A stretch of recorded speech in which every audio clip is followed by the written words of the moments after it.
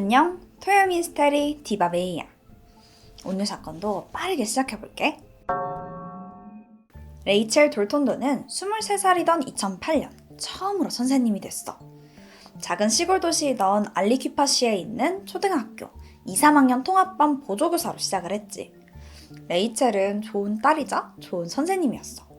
함께 살던 부모님이랑도 사이가 되게 좋았었고, 특히 엄마, 리사하고는 거의 친구 같은 관계였대. 학교에서도 인기가 되게 많았는데 진심으로 아이들을 사랑했고 학생들도 그 마음을 잘 알아서 선생님 되게 좋아했다고 해. 말 잘 안 듣는 그런 금쪽이들 레이첼 쌤한테 데려가면 다 해결된다 라고 할 정도로 아이들이 잘 따랐었지. 그녀가 선생님이 된 지 2년차 2010년에 남자친구도 생기게 되는데 그는 지역에서 사업을 하던 프랭크 카트로파.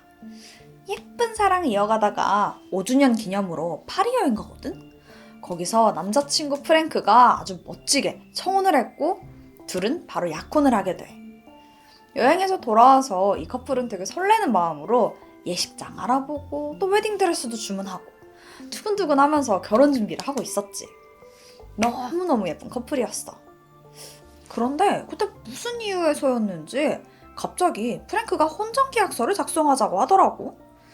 그 내용에 대해서는 뭐 알려진 바가 없지만 그 일로 인해서 결혼 준비가 점점 미뤄지게 돼.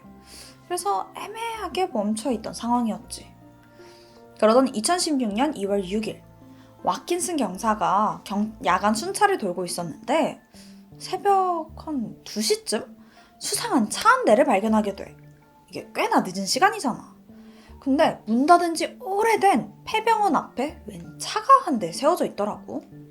시동은 꺼져 있고 창문엔 김이 잔뜩 서려 있고. 저기요, 거기 안에 누구 계세요? 검문하려고 창문을 두들겼지. 그 안에 있던 건 레이첼! 그리고 옆자리엔 10대 정도로 보이는 남학생이 타 있어. 뭐야? 이 학생은 동네에 풋볼 유망주던 셸던 제더. 사실 이 동네가 철강 사업이 엄청 잘 되면서 되게 번영했었거든? 근데 지금은 뭐 유지되지는 못하고 일자리도 별로 없는 그냥 소박한 시골 동네로 변했었어. 근데 단 하나 유명한 분야가 하나 있었는데 그게 바로 고등학교 풋볼팀. 실력도 좋고 성적도 좋아서 스타 플레이어도 많이 배출할 정도야. 그 중에서도 완전 유망주, 진짜 실력파로 유명했던 선수가 바로 셸던이었었고, 그리고 그는 레이첼의 옛 제자이기도 했었어. 초등학교 때부터 그녀를 되게 잘 따르던 학생이었대. 근데 이 늦은 시간에 인적이 드문 폐병원에서 선생님과 10대 남학생이 왜 같이 있어? 이게 좀 미심쩍잖아. 이때 레이첼이 말하길 그냥 셸던이 요즘에 뭐 고민이 있다 얘기 좀 들어달라고 해서 잠깐 대화만 나누고 있었었대. 근데 알지, 이 동네가 되게 작은 시골 동네인 거. 그래서 주민들끼리 그냥 건너 다 아는 사이였거든. 순찰 돌던 와킨스 경사도 레이첼이랑 아는 사이였어. 자기 딸 로렌의 선생님이기도 했었었고. 게다가 약혼자 프랭크랑도 친하게 지내던 사이였던 거야. 그렇게 뭐 친분이 있다 보니까 일단 시간도 늦었고 학생 집에 데려다주고 그냥 귀가 좋지 해라 라고 그냥 넘어가 주게 돼. 근데 레이첼이 경찰서로 돌아가려던 경찰을 붙잡고 이야기를 하는데 진짜 아무 일도 없었다. 근데 혹시라도 자기 약혼자가 알면 오해할 수도 있으니까 프랭크한테는 꼭 비밀로 해달라고 막 사정사정 하더라고. 그래서 와킨슨 경사는 일단 알았다 하고 별다른 조치 없이 일을 마무리했어. 그 일이 있고 한 일주일 정도 지난 2월 14일 발렌타인데이야. 사실 미국 발렌타인데이가 진짜 큰 기념일 중에 하나거든. 커플이라면 로맨틱하게 보내야 돼. 꼭 데이트도 해야 되고. 레이첼이랑 프랭크 커플도 마찬가지로 데이트했지. 근데 이 커플만 분위기가 좀 이상한 거야. 알고 보니까 프랭크가 요전에 있던 그 레이첼하고 셸던 사건 그걸 대충 들었나 봐. 물론 그 일이 시발점인지는 정확하진 않지만 결국 그날 둘은 헤어지게 돼. 레이첼이 약혼 반지를 돌려주면서 이별을 말하더라고. 그렇게 둘의 연인 관계는 끝이 났지만 둘은 친구로 남기로 했었고 종종 안부 인사 정도는 주고받았었대. 그리고 그해 10월 레이첼 인생에 아주 큰 사건이 하나 벌어지는데 그건 교육청에 도착한 익명의 메일에서부터 시작돼. 사실 교육청뿐만 아니라 지역 방송국부터 학교들에도 다 전송이 됐는데 그 메일의 내용이 충격적이야. 바로 레이첼과 전 제자 셸던이 미래를 즐기는 사이라는 거야. 그 메일에는 2월 6일 둘이 새벽까지 폐병원 앞에 있었던 일과 레이첼의 인적사항까지 전부 적혀 있는 거야. 뭐 사회보장번호, 생년월일, 전화번호, 심지어 집 주소까지. 그리고 이건 교육청에서 감사를 해야 되는 부분 아니냐? 미성년자랑 심지어 전 제자였던 아이랑 부적절한 관계를 맺은 정황이 확실함에도 불구하고 경찰이 이걸 그냥 덮었으며 수사는커녕 제대로 된 보고조차 올리지 않았다고 폭로를 하더라고. 이 일은 그제서야 지역사회에서 큰 관심을 받게 됐어. 11월 6일 결국 레이첼은 교육부 감사를 받게 됐고 교사 직무도 임시 정식 처리돼. 한 달 뒤에는 지역 방송국에서 레이첼의 미래부터 유출된 경찰의 문서까지 그 경위에 대해서 심층적으로 다루기도 했었어. 사실 이때까지는 누가 그 메일을 보냈는지 정확히 밝혀지진 않아. 어쨌든 이 상황에서 제일 큰일 난 건 레이첼이잖아. 사실 이 일이 공론화되고 미성년자 제자와 부적절한 관계를 맺는 최악의 선생님이라는 꼬리표가 달리기도 했어. 하지만 그녀는 자기는 진짜 억울하다면서 많이 힘들어했다고 해. 심지어 동네가 되게 작고 서로 다 알고 지내는 분위기다 보니까 소문도 빠르고 말도 좀 많았던 거야. 그래서 더더욱 좀 정신적으로 많이 힘들어 했었었고 이 억울함 풀려고 막 지역 방송에 나와서 교육부 감사와 경찰 조사에 자기는 성실히 협조하고 있다면서 자신은 정말 제자랑 그런 일이 없다 억울함을 토로했지. 심지어 살해 협박을 받고 있다면서 두려움을 호소하기도 했었었고. 그리고 이 방송이 송출된 지 얼마 되지 않아서 그녀는 살해당하고 말아. 2018년 5월 13일 저녁 레이첼은 그날 와킹스 경사의 딸이자 전 제자인 로렌과 만나게 돼. 아이스크림을 먹으러 간다고 하는데 가는 길에 셸던의 동생 타이리도 함께 했다고 해. 로렌하고 타이리하고 친구 사이였었거든. 그렇게 다 같이 시간을 좀 보내다가 한 밤 10시쯤 헤어졌어. 레이첼은 집으로 돌아갔지. 자기 차 몰아서 부모님과 함께 사는 그 집으로 갔다고 해. 도착해서 주차하고 들어가려는데 현관 쪽에서 의문의 괴한이 다가와서 그녀에게 총격을 가하기 시작해. 무방비 상태이던 그녀는 그대로 총을 맞을 수밖에 없었었고 그렇게 사망하고 말아. 그녀는 무려 10발 넘게 총에 맞아 그 자리에서 즉사한 걸로 보였지. 이 사건 의심스러운 사람이 너무 많아. 우선 레이첼이 살해 협박받게 된 건 모두 그 익명의 메일 때문이었잖아. 여전히 그걸 보낸 사람이 누구인지 명확하게 밝혀지지 않았는데 그 의심스러운 사람이 한 명 있기는 해.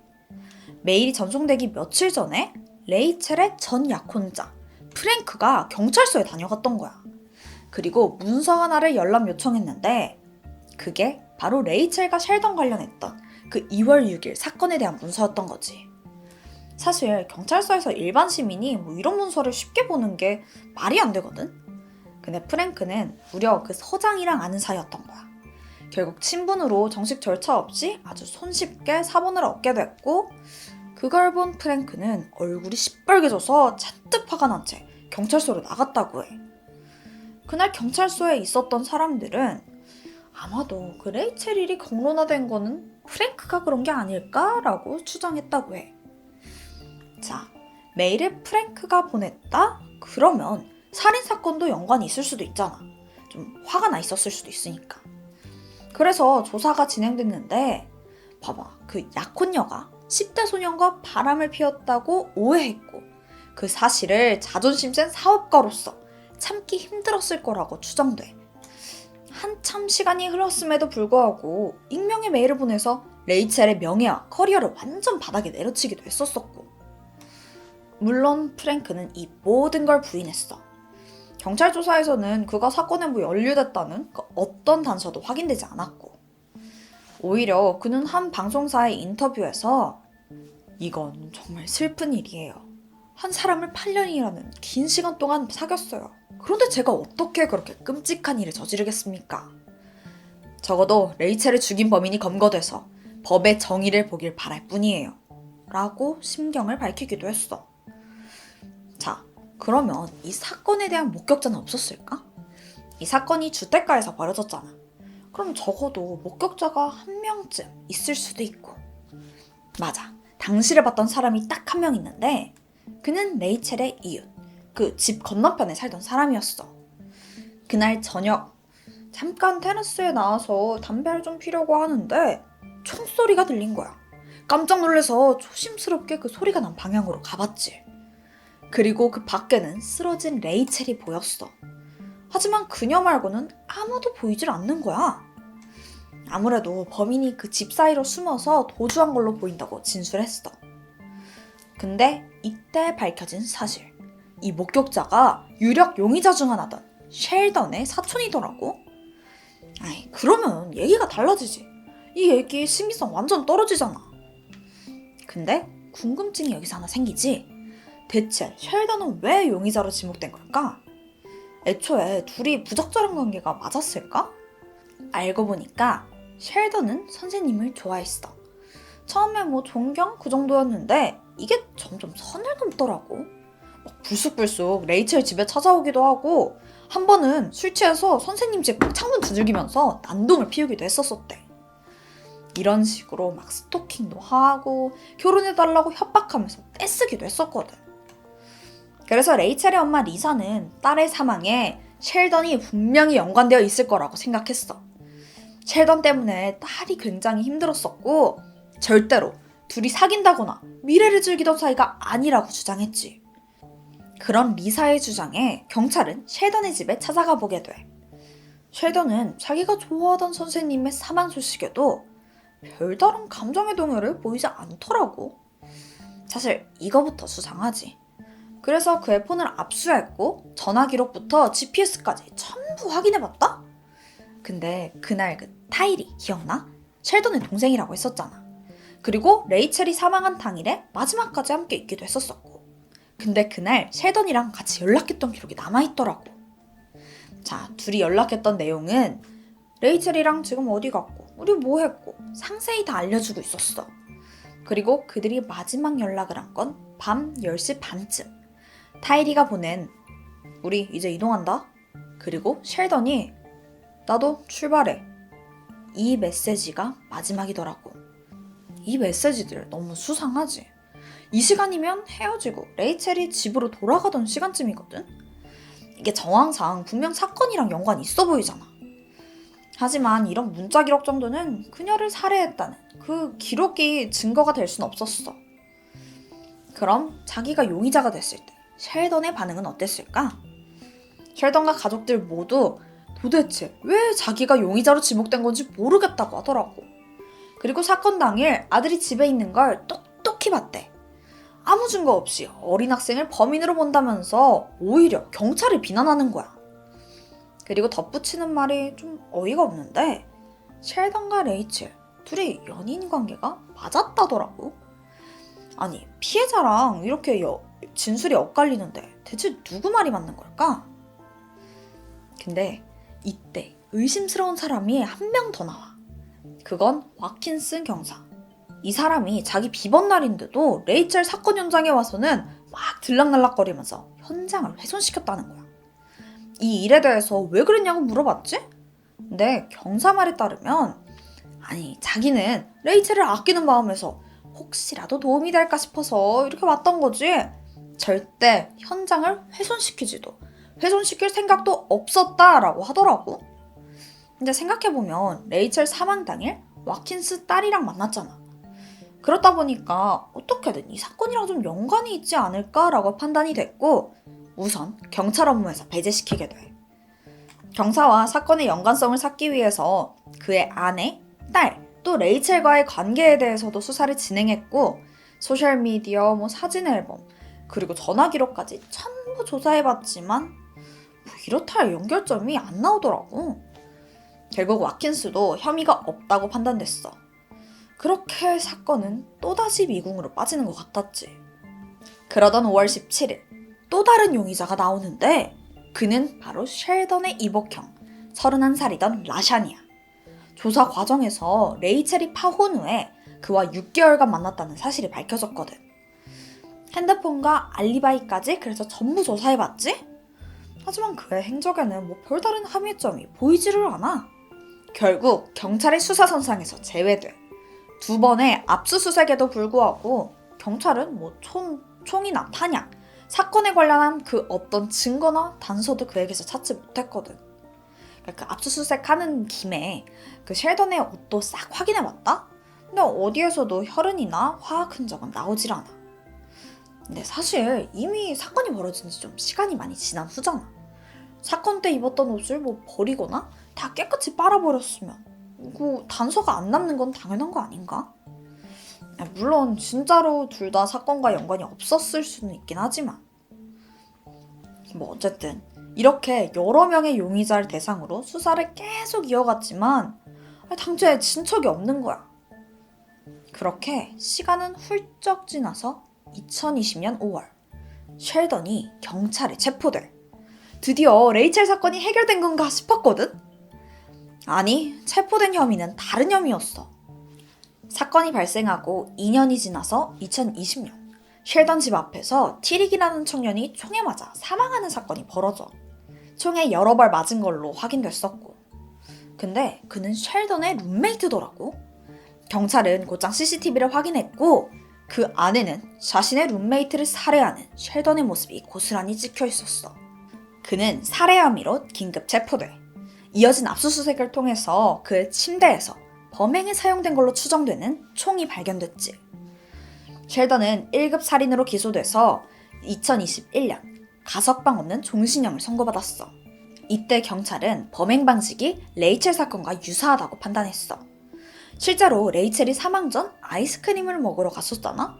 물론 셸던과 함께 간 건 아니었지만 그의 동생과 함께 갔었지? 티릭도 마찬가지로 사망 전 아이스크림 가게에 갔던 게 확인돼. 근데 이거 말고도 공통점이 여러 개 발견됐었고 재판의 여부와 상관없이 레이첼 사건과의 연관성에 대한 조사를 이어가겠다고 경찰은 밝혔다고 해. 현재 레이첼이 사망한 지 6년이라는 시간이 흘렀어. 하지만 여전히 사건에는 진전이 없었고 그래도 좀 다행이라고 해야 될까? 유력 용의자던 셸던이 감옥에 갇힘으로써 적어도 도주할 우려는 사라진 거야. 과연 모두가 좋아했던 초등학교 선생님 레이첼을 살해한 범인은 누구였을까? 늦었지만 이제라도 범인이 밝혀져서 그녀의 한이 풀리길 바랄 뿐이야. 오늘 사건은 참 답답한 것 같아. 그래도 언젠가 꼭 다시 해결돼서 여러분께 다시 소개할 날이 오길 바래. 지금까지 토요 미스테리 디바베이. 나는 그럼 다음 영상으로 찾아올게.